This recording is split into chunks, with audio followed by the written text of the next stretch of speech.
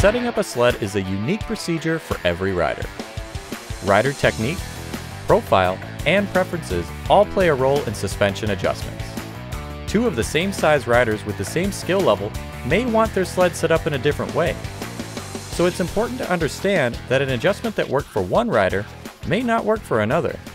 There are numerous adjustments available to help you achieve the perfect ride, but they aren't always necessary for everyone. Some riders may find that the factory settings are exactly what they want. Your first step should be to ride your sled to get a feel for how it handles. This will give you a baseline you can build on. Before your initial ride, there are a few things to keep in mind. Make sure your suspension is set to factory specs.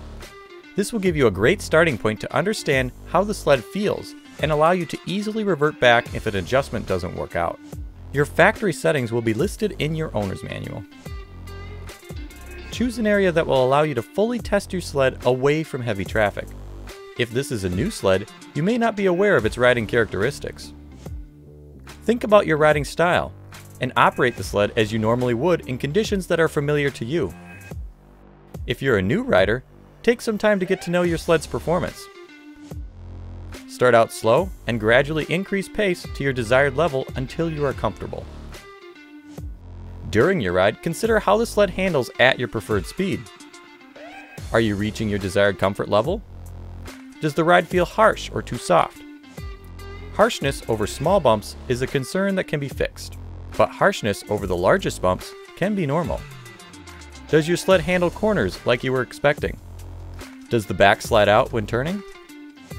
How does the sled react to your acceleration habits? Is the front end lifting up when you take off? Once you have this, you can start thinking about what you'd like to improve.